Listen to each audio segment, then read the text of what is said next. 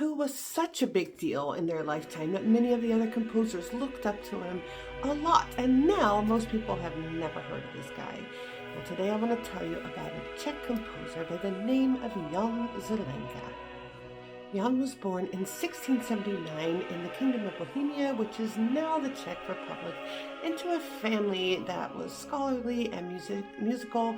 His father was the schoolmaster, but also the church organist. So yes, he grew up with lots of music, especially church music. And he was not a kid that wanted to rebel. He loved the church music, he loved discipline, he loved the education, he absorbed it all, and he went with it. As a child growing up, he gets his education from his father, not just music, like all education. Remember, his father's a schoolmaster, but he is a smart boy, and he goes off to the Jesuit college. And there he gets much more music, but also Latin and theology and philosophy and all the other things. This Jesuit influence is very important because later on when we see his music, it shows a deep intellectual and seriousness about it.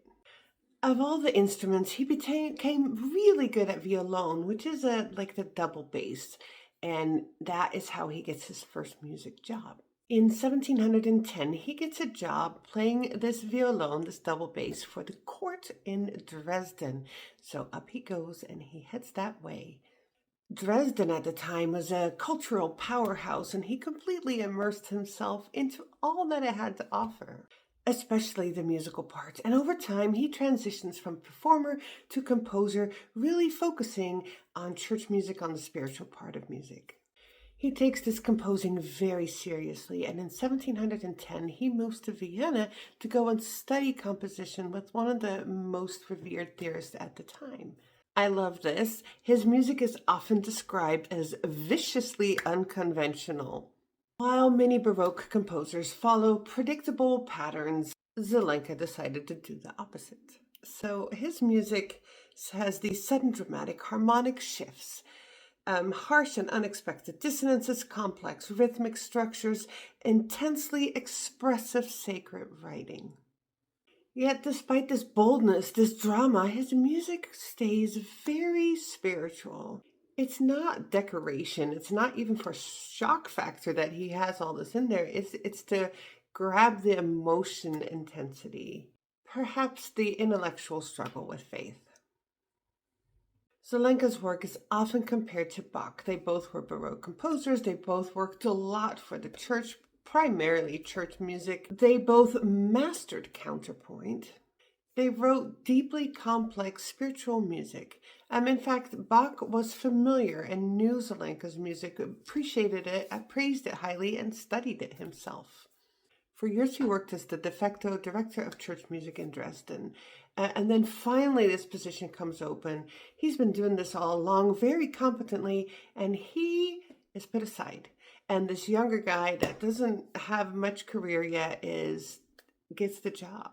And he never gets the official title, even though he's actually been doing this. He always is second. This must have just been so frustrating and heartbreaking. Although he is best known for his sacred music, he also wrote a lot of instrumental music that is very good and very complex as well. He wrote these 6 trio sonatas that are especially well known, and they are extremely difficult, technically demanding, and written with astonishing independence between the voices. Very Baroque. These are really hard, especially for oboists. They're known as some of the most difficult oboe parts today. Zalenka had this somewhat formal training and also training with his father, but you can hear the roots of the Czech music, the folk music, the rhythm, the patterns in his actual compositions long before Haydn came around and did similar things. And this makes Zalenka a pioneering national voice, blending local traditions with sophisticated Baroque techniques. Towards the end of his life, he wrote what is now known as the Last Masses. These are deeply spiritual works. Of course, they're masses. They're highly personal, intensely expressive, but also structurally very complex. Many scholars believe they are his greatest achievements. They really feel like a culmination of everything that he's learned and all the experimentation that he has done into these set of masses. He spent most of his life in Dresden and then got sick and died at the age of 65 in 1745. He died having given all his life to music and the church music. He never got married, he never had children.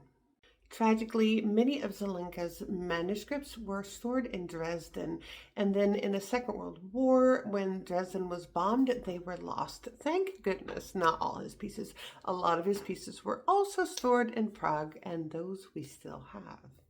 And we're so lucky that there were a lot of pieces stored in Prague because a lot of his music fell away after he passed away, even though during his lifetime, he was well known, well respected by composers, by musicians, just by regular people. Everyone loved his music, and then it just kind of disappeared. So I'm glad we refound it. He was very bold and ahead of his time in many ways. I love how deeply expressive his music is. I do think he lived in the shadow of very famous composers. Also, he was overlooked, passed over for the job that he really rightfully had. But he was greatly respected by musicians at the time and today. I'm so glad his music is finally getting the recognition it deserves, not just as a footnote, but actually as like the what it is and the genius of who he was. Go and listen to something by Jan Zalenka.